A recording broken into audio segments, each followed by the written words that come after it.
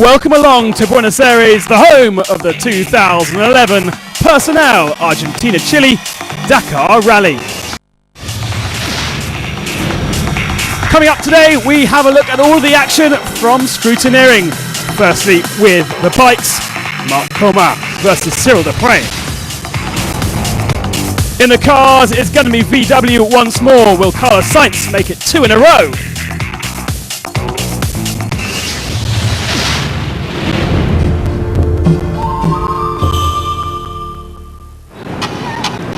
It's the third time the rally will take in South American soils, and as we sit here in Buenos Aires, we're at the southernmost tip of this year's route. The rally is to skim the borders of Bolivia and Peru in perhaps a taster for years to come. Bienvenidos al Rally Dakar Argentina-Chile 2011 en Buenos Aires. Buenos Aires is the perfect home for the rally. Situated on the Rio de Plata, it is the second largest city in South America, relying heavily on the trade from the sea and nomadic pirates originally. The diverse portentas, or people of the port, is reflected in both the sprawling city's relaxed and friendly atmosphere, but also in the varied architecture. Influences from Barcelona, Paris and Madrid can be seen around the city, and the Palmera district offers a chance for spacious open-air parties in the various bars under leafy escapes. Much goes into the Dakar in 2011, and there's huge excitement from the Argentinian fans. Famed for its fantastic meats, it's one of the largest producers of food throughout the world. Everywhere you look, steak is served from an asado or barbecue, whilst empanadas or pasties are also common in this area.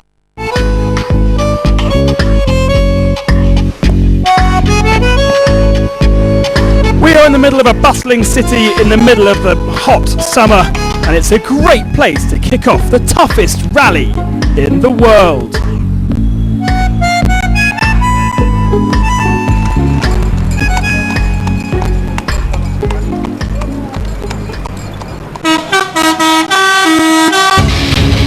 With a prominent position in the centre of town, La Rural not only is the venture for scrutineering, but also a 2-day show for various sponsors. Crowds for just €2 can get close to the cars and a lot of action.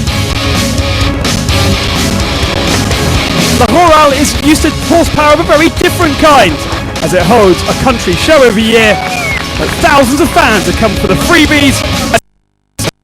Course, Dancing Girl. Carlos Sainz, a hero from WRC days, is a crowd favourite, but there is also much interest in the new Monster Mini.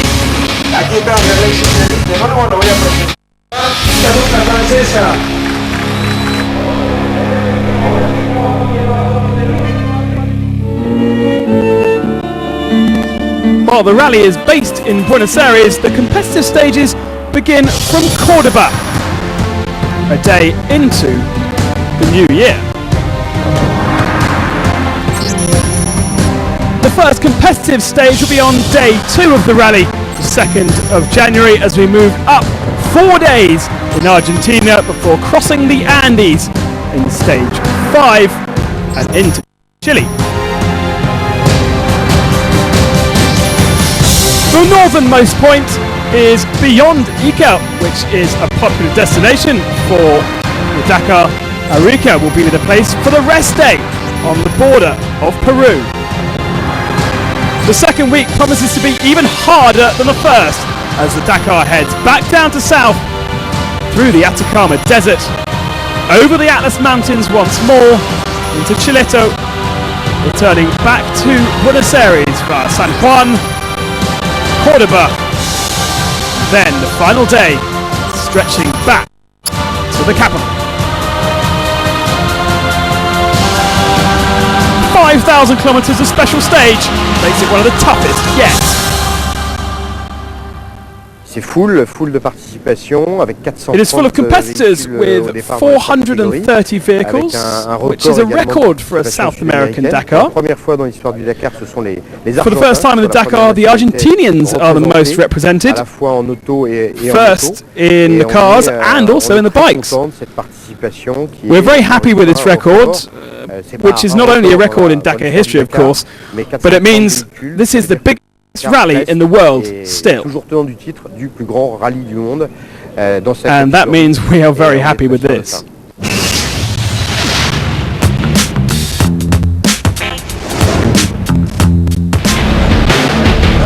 Around 180 bikes will take the start of the 2011 Dakar, an increase in 2010. It is surely the hardest discipline, alone with only two wheels to support you, and is also the most fiercely competitive class, with new rules only allowing 450 bikes.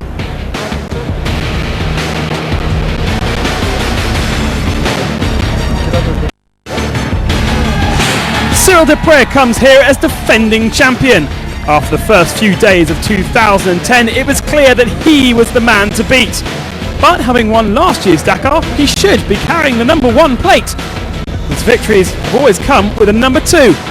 And having asked the organisers to change to a number two bike, he is very confident that this bike will be beside his other Dakar Championship bikes.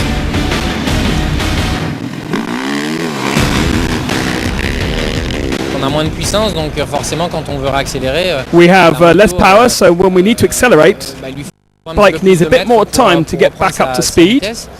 Par contre, ce qui est pas mal, c'est qu'avec une moto beaucoup plus légère, but what is better with these light bikes is that when you arrive at an obstacle, you can brake later and pass with more speed. Donc l'un dans l'autre, on a perdu un peu en vitesse de pointe. Yes, we've lost in maximum speed, but we have gained in lightness. Voir ce que ça donne dans les premières spéciales. I really want to see how it works in the first few stages here in Argentina, how efficient it is par rapport à in comparison qu'on avait les autres années. To last year's bike.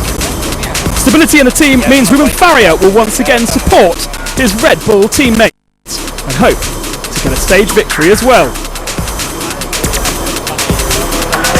Mark Comer comes here as the world champion, having won 4 rallies this year, but a lot has changed. Ha sido un año muy intenso, hemos trabajado mucho para This year was very intense. We had to work a lot to launch this new 450 bike, and we have a new teammate and new team manager. I think that's our team have a lot of ambition, and we're going to work very hard, so we hope all goes well. As an honest man, the mistakes of 2010 have really haunted him all year, with the punctures that he picked up and then the penalty after illegally changing a tyre on the stage to Antofagasta. He did win the Rally de Suertos, but is this change a little bit too much for victory? His new teammate, by the way, will be Spaniard Juan Pedrero. For sure, the surprise of 2010 was Norwegian Paul Anders Uvesæter, runner-up spot after victory on the penultimate day. But is cautious not to get too carried away with talk of victory here. I'm a little bit worried about the bike. I trust the bike, but you know, I haven't tested so much, so it's a new feeling. Francisco Lopez leads the challenge for the Geophil Aprilia team and will be supported by Frenchman Anne Duclos and Spaniard Gerard Ferrez. Chileto finished third last year and won the Rally Tunisia earlier this year. So with local Chilean support, he's hoping for a very special result in 2011. This year we did a great job with the bike, and the team is doing very well. And I am doing very better. I've improved personally. It's the experience. One more Dakar that helps. Last year I got a podium, and this year I hope to improve. Leading the challenge from Yamaha is Estoril Marrakesh winner Helder Rodriguez. The 31-year-old from Lisbon has yet to win a South American stage, but Yamaha's 450 experience and a proven old-style bike will help. Jonas Street claimed a career best 7th in last year's rally during a particularly difficult period. He returns with one objective in mind on the Yamaha, and that is to win the GITR. As an ex-teammate of Mark Comer, Jordi Villedoms brings a good deal of top-level experience to the Yamaha team, and with Oliver Bat as backup, this is his year to shine. He says it's a new role for me in the team. I am the number one rider with the French team and Yamaha. The bike is new, and these are the things that have motivated me, so I must enjoy this special experience. Dutchman Frans Verhoeven has been feverishly developing the monster BMW for the last year, and while stage wins have been easy, there is still very much a question mark over the BMW durability. Ik denk dat we heel erg dicht bij de KTM zitten. I think we are very close to KTM, and I proved it in Morocco, and I can put the pressure on KTM. I had a battle with Cyril Deprez for 2 days, and now the bikes are all 450. I think we have a competitive bike. David Fressine's withdrawal from the 12 bike has made way for 5 times winner of Rally de Suertos, Zé Helio. Expect him to be a surprise. David Castur is certainly a fan favourite, the popular Frenchman flying the flag for small manufacturer Sherco. He sent a shockwave through the 2010 Dakar bivouac when he won the opening stage. A subsequent crash on stage 5 and a lengthy period in hospital. The reliability is important because we can only use 3 engines. Last year I rebuilt my engines every 2 days. We work a lot on that, so we have lost some performance, but we've now got good reliability. It will also be a strategy in the long stages to attack or not to attack. When do we change the engine? So I think it'll become a mechanical strategy race. Representing Honda is new rider to the Dakar, Quinn Coddy. He's won the Bar 1000 3 times, but has little navigational experience and no time on the Honda. It's been a dream. I've watched the Dakar since I was a little kid, and seen it in Africa, and then when it moved to Argentina, I saw the first videos of that, and I was just like, I have to go experience that.